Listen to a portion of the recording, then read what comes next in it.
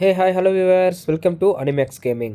Okay guys, நம்ம இன்றைக்கி என்ன வீடியோ பார்க்க போகிறோம்னு வந்து பார்த்தீங்கன்னா, ஹெல்ஸ் பேரடைஸ் சீசன் 2 எபிசோட் 1 வந்து பார்த்தீங்கன்னா ரிலீஸ் பண்ணியிருக்காங்க. ஸோ நீங்கள் சீசன் 1 பார்த்துருந்தீங்க அப்படின்னா மறக்காம இந்த வீடியோவை நீங்கள் பார்க்கலாம். ஸோ சீசன் 1 பார்க்கல அப்படின்னா நீங்கள் போய் பார்த்துட்டு வந்துருங்க. ஏன்னா ஹெல்ஸ் பேரடைஸ் வந்து பார்த்தீங்கன்னா ஒரு சூப்பரான ஒரு அனிம்னே சொல்லலாம். ஸோ ஓகே, நம்ம சேனல் புதுசாக இருந்தால் மறக்காம லைக் சார் சப்ஸ்கிரைப் பண்ணுங்கள். இப்போ வாங்க நம்ம வீடியோக்குள்ளே போகலாம். ஓகே ஃப்ரெண்ட்ஸ், ஸோ ஸ்டார்டிங்லேயே வந்து பார்த்தீங்கன்னா எக்ஸ்பிளைன் பண்ணுறாங்க. ஸோ லாஸ்ட் டைம் நிறைய பேரை வந்து பார்த்தீங்கன்னா அந்த தீவுக்குள்ளே அமுச்சு வச்சுருப்பாங்களே. ஸோ தீவுக்குள்ளே அனுப்புனதில் வந்து பார்த்தீங்கன்னா ஒரே ஒரு யமடா கிளானில் இருந்து மட்டும் ஒருத்தர் மட்டும் தப்பிச்சிடுறான். அவன் எப்படி தப்பிச்சான் அப்படிங்கிறத வந்து பார்த்தீங்கன்னா சொல்கிறாங்க. பட் வந்து பார்த்தீங்கன்னா அங்கே இருக்க சீஃப்லாம் இவனை கூப்பிட்டு, நீ மட்டும் தான் யமடா கிளானில் இருந்து அங்கேருந்து தப்பிச்சிருக்க, அங்கே என்ன நடந்தது அப்படிங்கிறத சொல்லு அப்படின்னு சொல்கிறப்ப இவன் சொல்கிறான், ஆமாம் நாங்கள் வந்து அங்கே இருக்க எலிக்ஸரை தேடி போனோம். நாங்கள் வந்து பார்த்திங்கன்னா ஒரு 12 பேர் வந்து பார்த்திங்கன்னா போயிருந்தோம். ஸோ கடல் வந்து பார்த்திங்கன்னா அங்கே புதுசாக இருந்தது. அங்கே இருக்க நிலமே வந்து பார்த்திங்கன்னா புதுசாக இருந்தது. அங்கே இருக்க யாருமே வந்து பார்த்திங்கன்னா இந்த உலகத்துக்கு சேர்ந்தவங்க மாதிரியே தெரியல. பட் நாங்கள் அங்கே இறங்கின உடனே எல்லாமே கிரிமினல்ஸும் வந்து பார்த்திங்கன்னா யமோடா கிளானில் சேர்ந்தவங்களை அட்டாக் பண்ண ஆரம்பிச்சிட்டாங்க. திடீர்னு மான்ஸ்டர்ஸ் எங்கேயோ இருந்து வந்து பார்த்திங்கன்னா அட்டாக் பண்ண ஆரம்பிச்சிருச்சு. எனக்கு என்ன பண்ணுறதுனே தெரியல. மான்ஸ்டர் அட்டாக் பண்ணுறப்ப என்னோட கிரிமினலில் நான் இருந்தவன் தான் வந்து பார்த்திங்கன்னா என்னை காப்பாற்றினான்.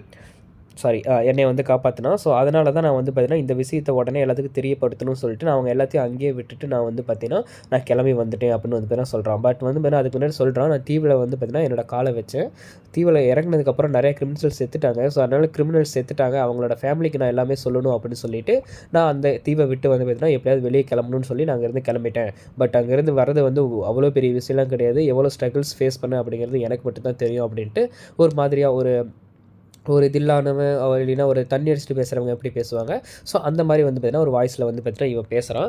ஸோ அதை கேட்டுட்டு, நீ என்ன இவ்வளோ போலீஸாக பேசிகிட்டு இருக்க, என்ன நடக்குதுன்னு சொல்லலாம், நீ என்னென்னமோ பேசிகிட்டு இருக்க அப்படின்னு அவன் டென்ஷன் ஆயிடுறாரு.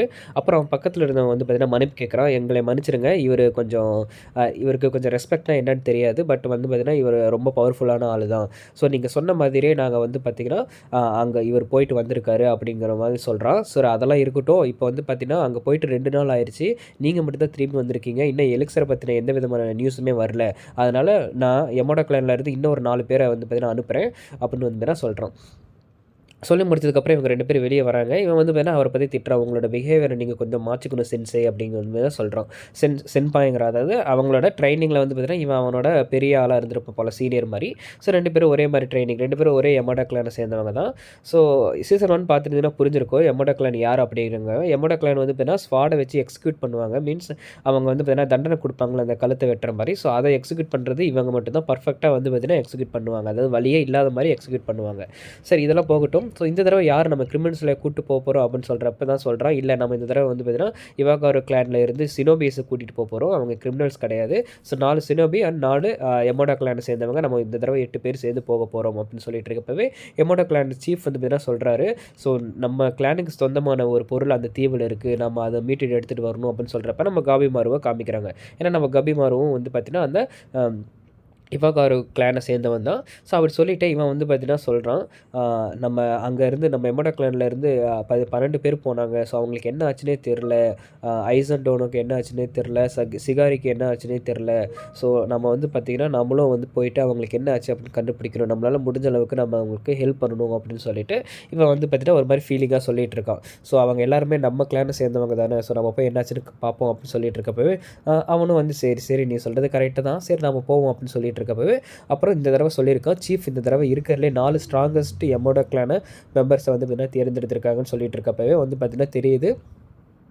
அதுக்கப்புறம் அங்கேருந்து ஒருத்தர் ஓடி வந்து இங்கே பாருங்கள், இது உயிரோடு தான் இருக்குது போல், இது வந்து என்னென்னு பாருங்கள் அப்படின்னு சொல்லிட்டு இருக்கப்பவே அவன் வந்து சொல்கிறான், ஆமாம் நான் அங்கேருந்து வரப்போ இதை நான் தான் கொண்டுட்டு வந்தேன், அந்த சீஃப்க்கு இதை காமிச்சிருக்கலாம், ஆனால் காமிச்சிருந்தா அவனுக்கு ரொம்ப அள்ளு விட்டுருப்பானுங்க, அதனால தான் நான் காமிக்கல அப்படின்னு சொல்லிட்டு இருக்கப்பவே பக்கத்தில் இருந்த அந்த ஜூனியர் பையன் வந்து பார்த்திங்கன்னா அந்த மிருகத்தை தொட்டுட்டு அவன் வந்து வேறு சொல்கிறான், இல்லை இது இன்னும் உயிரோடு இல்லை, இதில் வே ஆஃப் லைஃபே இல்லை அப்படின்னு வந்து வேறு கண்டுபிடிக்கிறான். ஸோ வே ஆஃப் லைஃபுங்கிறது இவனுக்கு வந்து வேறு தெரிஞ்சிருக்கு. அதாவது இதுக்கு முன்னாடி போன யமோடா கிளான் அங்கே இருக்க மான்ஸ்டர்ஸை கொண்டதுக்கப்புறம் தான் அவங்க கண்டுபிடிப்பாங்க இந்த மாதிரி வே ஆஃப் லைஃப்னு ஒன்று இருக்குது, அதை வச்சு தான் இந்த மான்ஸ்டர்ஸ்லாம் ஃபைட் போடுது அப்படிங்கிறதே. பட் இவன் வந்து பார்த்தீங்கன்னா அங்கே போகாமையே அந்த வே ஆஃப் லைஃப்பை வந்து பார்த்தீங்கன்னா கண்டுபிடிக்கிறான். ஸோ அப்படி இருக்கப்போ அவங்க எல்லாத்துக்கும் தெரிஞ்சிருக்கும் அந்த 4 பேரும் வந்து பார்த்தீங்கன்னா எவ்வளோ ஸ்ட்ராங்கஸ்ட்டான பேருன்னு. ஸோ போய் பார்ப்போம் அவனுங்க எப்போ ரீச் ஆகுறாங்க அப்படின்னு தெரில. ஃபைட்ஸ்லாம் நடக்கும், அது அப்படியே இந்த சைடு காமிக்கிறாங்க. இந்த தீவுல வந்து பார்த்தீங்கன்னா, அங்க இருந்த அந்த 7 ஜென்னின்ஸும் வந்து பார்த்தீங்கன்னா, அவங்கள ட்ரெய்னிங்க்காக ஒரு இடத்த வந்து பார்த்தீங்கன்னா ரெடி பண்ணியிருக்காங்க. ஒரு சூப்பரான ஒரு இடமா இருக்கு. அவங்கள ட்ரெய்னிங்னா அவங்க வந்து டாவோ அப்படிங்கிற ஒரு லைஃப்ப பத்தி படிச்சுட்டு இருக்காங்க. அந்த தீவுல ஒரு 1000 வருஷமா அவங்க வந்து பார்த்தீங்கன்னா இருக்காங்க. அங்க என்டர் ஆகுற மனுஷங்களெல்லாம் வந்து பார்த்தீங்கன்னா, அவங்க கொன்னு அவங்களோட கண்ணீர வந்து பார்த்தீங்கன்னா, டேன்னு வந்து பார்த்தீங்கன்னா ஏதோ ஒண்ணு சொல்றாங்க. ஸோ அத யூஸ் பண்ணி அத குடிக்கிறவங்க வந்து பார்த்தீங்கன்னா, இந்த மாரி ரீஜெனரேட்டிவ் பவரு, டாவோ பவரு, இந்த லைஃப் வே பவர் அந்த மாரி ஏகப்பட்டது வருது போல. ஸோ அதெல்லாம் வந்து பார்த்தீங்கன்னா, இவங்க ட்ரெயின் பண்ணி கத்துக்கிட்டு இருக்காங்க. இங்க காமிக்கிறாங்க பாருங்க. இதுதான் அந்த டேன். ஸோ இது பேசிக்கலி இதில இருக்கிறதெல்லாம் வந்துன்னா மனுசங்க தான். அந்த மனுசங்க மேல ஏதோ ஃப்ளவர்ஸ் மாரி வருது. அந்த ஃப்ளவர்ஸ் மாரி வந்ததுக்கப்புறம் அவங்க கண்ணீர வந்து பார்த்தீங்கன்னா, ஒரு லிக்விட் மாரி வருது. அந்த லிக்விட் குடிக்கிறவங்களுக்கு வந்து பார்த்தீங்கன்னா, ரீஜெனரேட்டிவ் பவர் அந்த வயசே ஆகாதவங்களுக்கு அந்த மாரி நெறைய பவர்ஸ் வந்து பார்த்தீங்கன்னா கிடைக்குது. ஸோ அதனால அந்த டிவில வந்து பார்த்தீங்கன்னா, அந்த ஒரு 7 பேர் மட்டும் இருக்காங்க. போன எபிசோடில் வந்து பார்த்தீங்கன்னா ஒருத்தனை கொல்ற மாதிரி காமிச்சிருவாங்க. அதை எப்படி கொல்லுவாங்க அப்படின்னு காவிமாரு தான் கண்டுபிடிப்போம். ஸோ அது முடிஞ்சதுக்கப்புறம் இங்கே வந்து பார்த்தீங்கன்னா காமிக்கிறாங்க. இவங்க சிகாராக்கி அண்ட் ஐசன்டோனை வந்து பார்த்தீங்கன்னா லாஸ்ட் டைம் ஃபைட் போட்டு கொன்னதுக்கப்புறம் இவங்க வந்து பிளான் போட்டுட்ருக்காங்க. நம்ம இப்போ என்ன பண்ணுறது, நம்ம காவிமாருவை போய் கண்டுபிடிக்கணும், அவன் எங்கே இருக்கானே தெரில அப்படின்னு சொல்லிட்டு இருக்கப்பவே இந்த சினோபி கேல் வந்து பார்த்தீங்கன்னா சொல்கிறா, நம்ம காவிமாருவை கண்டுபிடிக்கிறத விட நம்ம இந்த தீவை விட்டு போகிறது தான் நமக்கு முக்கியமாக இருக்கணும். ஏன்னா எலிக்சர் ஆஃப் லைஃபே வந்து பார்த்தீங்கன்னா கிடைக்கலன்னு நமக்கு தெரிஞ்சிருச்சு. அப்படி ஒரு பொருளை இங்கே இல்லாதப்ப நம்ம அதை எடுத்துகிட்டு போனால் கூட நமக்கு வந்து பார்த்தீங்கன்னா பர்டன் வந்து பார்த்தீங்கன்னா கொடுக்க மாட்டாங்க. அதாவது இங்கே வந்து அந்த கிளானும் அந்த கிரிமினல்ஸும் வந்தது காரணமே யார் அந்த எலிக்சரை கொண்டு வராங்களோ அவங்களுக்கு வந்து பார்த்தீங்கன்னா மன்னிப்பு தரதா வந்து பார்த்தீங்கன்னா அங்கே இருக்க சீஃப் வந்து பார்த்தீங்கன்னா சொல்லியிருப்பான். மன்னிப்புங்கிறது அந்த கிரிமினல்ஸுக்கு மன்னிப்பு தரதா சொல்லியிருப்பான். அதனால் அந்த கிரிமினல்ஸையும் அந்த கிரிமினல்ஸை பார்த்துக்கிறதுக்காக எமோடா கிளானை சேர்ந்த அந்த எக்ஸிக்யூஷனர்ஸையும் வந்து பார்த்தீங்கன்னா அனுப்பி வச்சுருப்பாங்க. ஓகேவா? ஸோ அதுதான் வந்து பார்த்தீங்கன்னா சொல்கிறேன். இந்த இடத்துல வந்து பார்த்தீங்கன்னா அந்த இவன் வந்து பார்த்தீங்கன்னா எக்ஸிக்யூஷனர், அப்புறம் அங்கே இருக்க சினோபி வந்து பார்த்தீங்கன்னா கிரிமினல். பட் இருந்தாலும் வந்து பார்த்தீங்கன்னா சொல்லுவா சிகாரி, அதாவது அந்த எமோடோ கிளான் பொண்ணு வந்து பார்த்தீங்கன்னா சொல்லுவா, இல்லை நம்ம காவிமாரு இல்லாமல் இங்கே போகக்கூடாது, நம்ம இங்கேருந்து போகிறோம் அப்படின்னா எல்லாருமே உயிரோடு தான் போகணும், அப்படி இல்லைன்னா நம்ம யாருமே போகக்கூடாது அப்படிங்கிற மாதிரி சொல்கிறா. அப்புறம் அந்த சினோபிகளும் சரி நீ சொல்கிறது கரெக்டு தான், நம்ம வரதுக்கு முன்னாடியே காவிமாரு இங்கே வந்துட்டான், அங்கே இருந்த வாழை உடஞ்சிருக்குல்ல, அந்த வாழை உடச்சதே நம்ம காவிமாரு தான். ஸோ அவன் இங்கே ஆல்ரெடி ரீச் ஆகிட்டான், நம்ம இதுக்கப்புறம் வெளியே போய் அதாவது இந்த வால்க்குள்ளே போய் தேடுறது கஷ்டம், நம்ம வாழ்க்கை வெளியே போய் நம்ம காவிமாரு எங்கே இருக்கான் அப்படிங்கிறத தேடுவோம் அப்படின்னு சொல்லிட்டு இருக்கப்பவே இந்த சரி நம்ம காவிமாருவை காமிக்கிறாங்க. ஸோ லாஸ்ட் சீசனில் நம்ம கபிமாருக்கு அவனோட மெமரிஸ் எல்லாம் கொஞ்சம் கொஞ்சமாக ஃபேட் ஆகிட்டு வரும். அது ஏன், அதாவது ஆக்சுவலாக அவனோட மெமரிஸ் எல்லாமே ட்ரூ தானா இல்லை அதெல்லாம் வந்து பார்த்திங்கன்னா அவங்க சீஃபால் வடிவமைக்கப்பட்ட ஒரு மெமரிஸா அப்படிங்கிறதே வந்து பார்த்திங்கன்னா தெரியல, இன்னும் கன்ஃபார்மே பண்ணல. பட் போன சீசனில் நம்ம கபிமாருக்கு ஒரு ஒய்ஃப் இருக்கிற மாதிரியும் அந்த ஒய்ஃப் மேலே வந்து பார்த்திங்கன்னா அதிகமான காதல் கொண்டனாலையும் அதனால தான் இங்கே இந்த தீவுக்கு வந்துட்டு எப்படியாவது அந்த எலிக்சரை கொண்டு போயிட்டு மன்னிப்பு கடிதம் வாங்கிட்டு அவன் வந்து பார்த்திங்கன்னா ஒய்ஃப் கூட சேரணும் அப்படிங்கிற ஒரு குறிக்கோளோடு இருந்தான். பட் வந்து பார்த்திங்கன்னா அந்த ஒய்ஃபோட மெமரிஸே வந்து பார்த்திங்கன்னா இவனுக்கு கொஞ்சம் கொஞ்சமாக ஃபேட் ஆக ஆரம்பிக்குது. இவன் எதுக்கு இந்த தீவுக்கு வந்தா, இவங்கெல்லாம் யார், அப்படி இவங்க கூட வந்துட்டு இருக்கவங்கலாம் யாருன்னு கூட நமக்கு கபிமாருக்கு வந்து பார்த்தீங்கன்னா தெரியல. பட் வந்து பார்த்தீங்கன்னா ஒரு மாதிரி ஆக்டிங் போட்டே போகிறான். ஸோ இவங்களுக்கு இவனை தெரிஞ்சிருக்கு, நாமளும் தெரிஞ்ச மாதிரியே நடிப்போம் அப்படின்னு சொல்லிட்டு ஆக்டிங் பண்ணிகிட்டே போயிட்டுருக்கப்போ இன்னொரு கிரிமினல் வந்து பார்த்தீங்கன்னா அந்த இடத்துல வரான். இவனும் வந்து பார்த்தீங்கன்னா ஒரு பவர்ஃபுல்லான கிரிமினல் தான். அந்த எமோடோ கிளான்லேருந்து இந்த தீவுக்கு அனுப்பப்பட்டவன் தான் இவனும். பட் இவன் போன சீசன்லேயே ஏகப்பட்ட மான்ஸ்டர்ஸ் கூட ஃபைட் பண்ணி அந்த மான்ஸ்டர்ஸோட மசில்ஸு அப்புறம் பூ எல்லாத்தையும் சாப்பிட்டு எப்படின்னு தெரியல இவனுக்கும் வந்து பார்த்தீங்கன்னா ரீஜெனரேட்டிவ் பவர் வந்துடும். பட் இவனுக்கு 2 பேரும் பார்த்த உடனே வந்து பார்த்தீங்கன்னா சண்டை போட ஆரம்பிச்சிருவாங்க. ஏன்னா நம்ம கபிமாருக்கு இவனை பற்றி சுத்தமாக ஐடியாவே இருக்காது. பட் ப்ரீவியஸில் இவனுக்கு வந்து தெரிஞ்சிருக்கும் இவன் யாருன்னு. பட் மெமரிஸ் ஃபேட் ஆகிறனால நம்ம கபிமாருக்கு இவன் யாருன்னு தெரியாது. அதே மாதிரி அவனும் அவனோட பவரை கொஞ்சம் டெஸ்ட் பண்ணும் அப்படின்னு சொல்லிட்டு கபிமாரு பார்த்த உடனே அட்டாக் பண்ண ஆரம்பிச்சிருவான். ஸோ அட்டாக் பண்ண உடனே 2 பேருமே வந்து பார்த்தீங்கன்னா வெரி குட் அட்டாக் பண்ணிட்டு இருப்பாங்க. நம்ம கபிமாரெலாம் எடுத்த உடனே அவன் தலையை திருப்பி விட்டுருவான். பட் என்ன தான் தலை திருப்பினாலும் அவனுக்கு ரீஜெனரேட்டிவ் பவர் இருக்கிறதுனால வந்து பார்த்தீங்கன்னா ரீஜெனரேட் ஆயிடுவான். ஸோ இந்த மாதிரி அவன் எவ்வளோ ஃபைட்டெல்லாம் பண்ணுவான். இந்த ஃபைட்டு சூப்பராக இருக்கும். நீங்கள் கொஞ்சம் பாருங்கள், எக்ஸ்பிளைன் பண்ண வேண்டிய அவசியம் கூட இல்லை. இந்த மாதிரி கண்ணெல்லாம் வந்து பார்த்தீங்கன்னா ஓப்பன் பண்ணி விட்டுருவான். கண்ணை ஓப்பன் பண்ணாலும் வந்து பார்த்தீங்கன்னா ரீஜெனரேட் ஆயிடுவான் நம்மளால். ஸோ காமிப்பாங்க பாருங்கள். ஸோ இந்த மாதிரி கண்ணு வந்து பார்த்தீங்கன்னா ரீஜெனரேட் ஆயிரும். ஸோ அவன் ரீஜெனரேட் ஆகிற எல்லா இடத்துலையும் அவனுக்கு வந்து பார்த்தீங்கன்னா ஒரு மாதிரி டிராயிங்ஸ் மாதிரி வந்து வரும். பட் இங்கே இருக்க அந்த ஜெனின் ஸோ இந்த ஃபைட்டு பாருங்கள், கொஞ்சம் நல்ல நல்ல ஃபைட்ஸ் இல்லாட்டா கொஞ்சம் ஸ்டக் பண்ணி உங்களுக்காக போட்டு காமிச்சிருக்கேன். நல்லாயிருக்கும், நீங்கள் பார்க்கலாம்.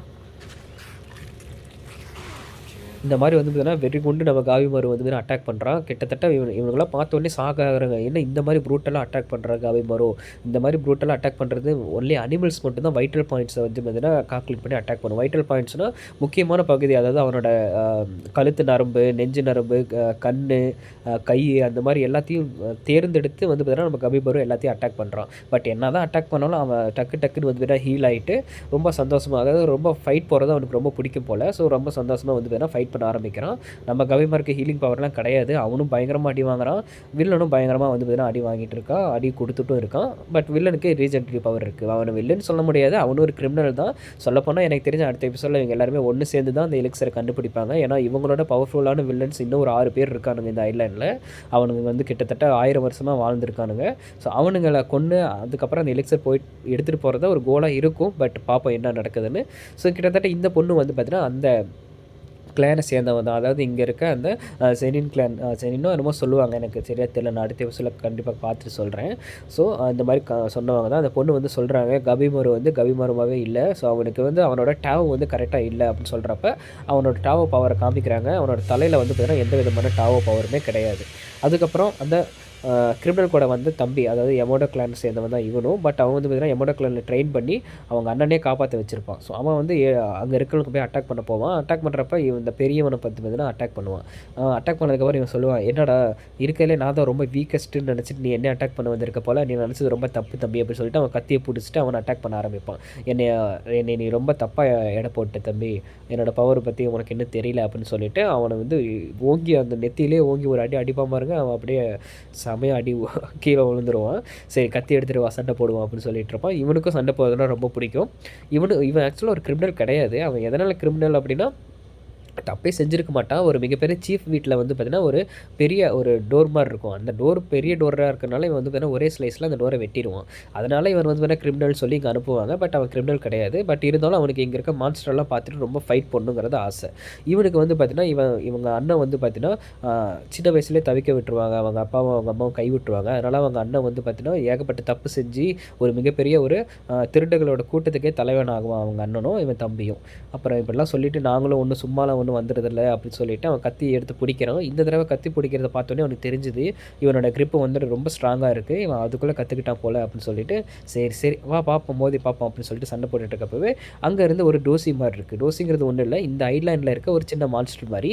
டோசி நீ அங்கே என்ன பார்த்துட்டு இருக்க, அந்த பொண்ணையும் இன்னொரு எமோடோ கிளானை சேர்ந்தவனையும் இருக்கானுங்க பாரு, அவனுங்களை போய் நீ கொண்டுரு அப்படின்னு சொல்கிறப்ப அவன் வந்து பார்த்தீங்கன்னா வேகமாக ஓடுறான். இந்த எமோடோ கிளானை சேர்ந்தவன் வந்து பார்த்தீங்கன்னா அவனோட கத்தி எடுத்துகிட்டு அந்த பொண்ணுக்கிட்ட சொல்கிறான், நீ ஒரு 12 மீட்டர் கொஞ்சம் தள்ளி நில்லு, அப்போ தான் உனக்கு சேஃப்டி அப்படின்னு சொல்லிட்டு அவன் கத்தி எடுத்துகிட்டு அவனும் ஃபைட் போட ஆரம்பிக்கிறான். இந்த சைடு நம்ம கபிமாருமோ அவங்களோட அண்ணனும் வந்து ஃபைட் பண்ணுறாங்க.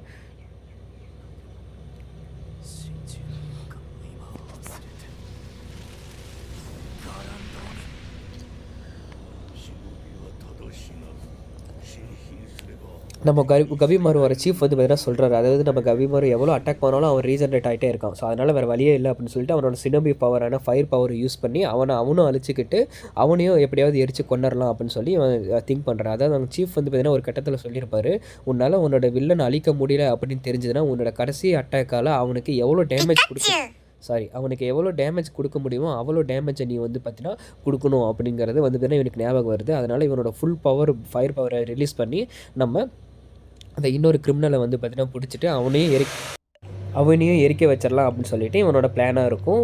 அவனும் வந்து பார்த்தீங்கன்னா எரிஞ்சிட்ருப்பான். நமக்கு அவனோட நினைவுகள் ஃபேட் ஆகிட்டு இருக்கும். அதை லைட்டாக தான் இந்த மூஞ்சி யார் என்ன அப்படின்னு அவனுக்கு ஞாபகம் வராது. அதனால் சரி இப்போதைக்கு இந்த மெமரிஸ்லாம் நமக்கு தேவையில்லை, நம்ம வந்து மிஷினை முடிப்போம், நம்மளும் செத்துட்டு இவனுக்கு எவ்வளோ டேமேஜ் கொடுக்க முடியுமோ அவ்வளோ டேமேஜ் கொடுப்போம் அப்படின்னு சொல்லிட்டு டேமேஜ் வந்து பார்த்தீங்கன்னா கொடுக்கலான்னு சொல்லி அவனை எரிச்சிட்ருக்கான்.